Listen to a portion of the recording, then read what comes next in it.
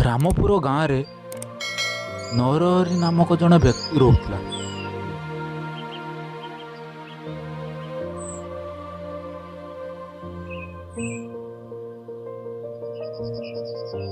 ସେ ସବୁଦିନ ସକାଳେ ଗାଁରୁ ସହରକୁ ବେପାର ପାଇଁ ଯାଏ।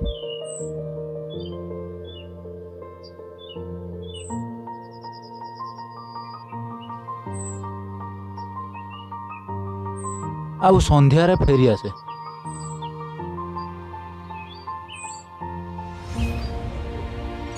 ଦିନେ ପ୍ରବଳ ଖରା ହେଉଥିଲା। ନରହରି ଗୋଟିଏ ଜଙ୍ଗଲ ଦେଇ ସହରକୁ ଗାଁକୁ ଫେରୁଥିଲା। ସେତିକି ବେଳେ ହଠାତ୍ ତାକୁ ଜୋରରେ ଶୋଷ ହେଲା। ନରହରିକୁ ସେତେବେଳେ ଦୂରରୁ ଗୋଟିଏ ଘର ଦେଖାଗଲା।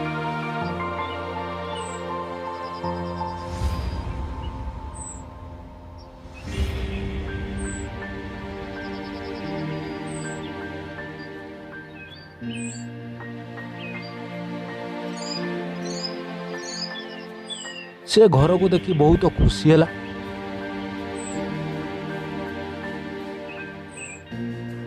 ଆଉ ସେ ଘରେ ଯାଇ ପହଞ୍ଚିଲା।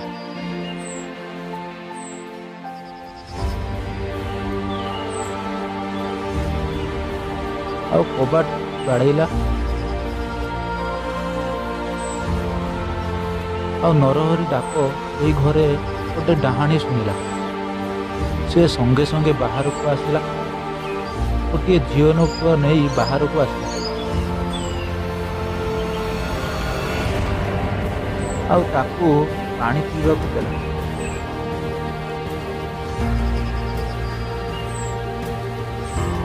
ଆଉ ନରହରି ପାଣି ପିଇ ଡାହାଣୀକୁ ଧନ୍ୟବାଦ ଜଣାଇଲା। ତାପରେ ଡାହାଣୀ ନିଜ ରୂପକୁ ଫେରି ଆସି କହିଲା, ତମକୁ ମୁଁ ପସନ୍ଦ କରେ, ତମେ ମତେ ବାହା ହବ ନା? ତାପରେ ନରହରି ରାଗି ଯାଇ ଡାହାଣୀକୁ ବହୁତ କଟୁ କଥା କହିଲା।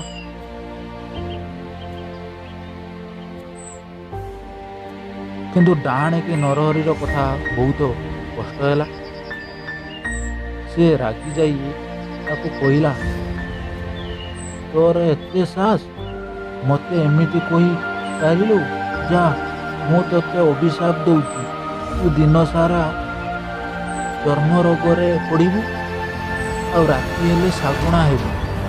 କିଛି ସମୟ ପରେ ନରହରି ଚର୍ମ ରୋଗର ଯନ୍ତ୍ରଣା ଅନୁଭବ କଲା। ଆଉ ରାତି ହେବା ମାତ୍ରେ ସେ ଶାଗୁଣା ହୋଇଗଲା।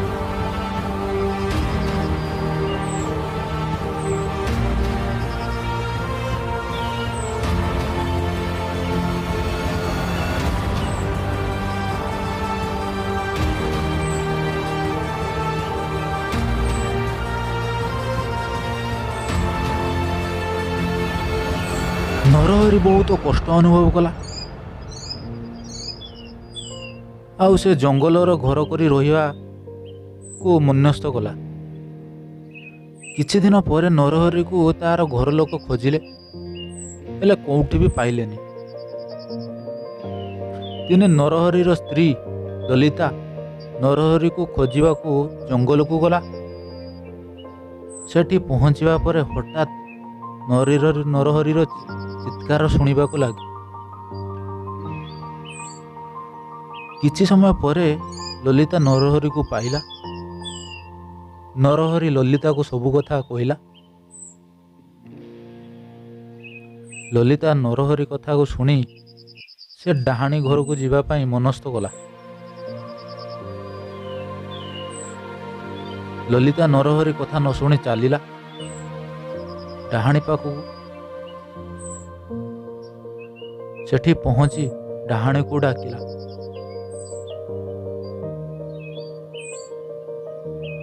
ଡାହାଣୀ ବାହାରକୁ ଆସିଲା। ତାପରେ ଲଲିତା ତାକୁ କହିଲା, ବାଃ, କେତେ ସୁନ୍ଦର ରୂପ, ମୋର ଗୋଟିଏ ଭାଇ ଅଛି, ତମେ ତାକୁ ବାହା ହେବ? ସେ ଲଲିତାକୁ ଘଟି ଯାଇଥିବା ସବୁ କଥା କହିଲା। ତାପରେ ଲଲିତା ତାର ମିଠା ମିଠା କଥାରେ ତାକୁ ନିଜ ଜାଲରେ ପକାଇ ଦେଲା। ତାପରେ ଲଲିତା ତାକୁ କହିଲା, ତମେ ଶୁଆ ରୂପ ନେଇଯାଅ, ମୁଁ ତୁମକୁ ମୋ ଭାଇ ପାଖକୁ ନେଇଯିବି, ତମେ ତାକୁ ଦେଖି ଆସିବ। ତାପରେ ଡାହାଣୀ ସଙ୍ଗେ ସଙ୍ଗେ ଶୁଆ ରୂପ ନେଲା। ସେତିକି ବେଳେ ଲଲିତା ତାର ତଣ୍ଟି ଚିପି ମାରିଦେଲା।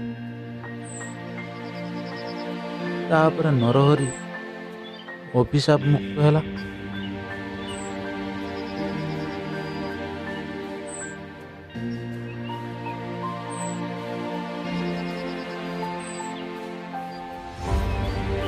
ତାପରେ ନରହରି ଆଉ ଲଲିତା ସାଙ୍ଗ ହୋଇ ଘରକୁ ଫେରିଗଲେ ଆଉ ଖୁସିରେ ରହିଲେ।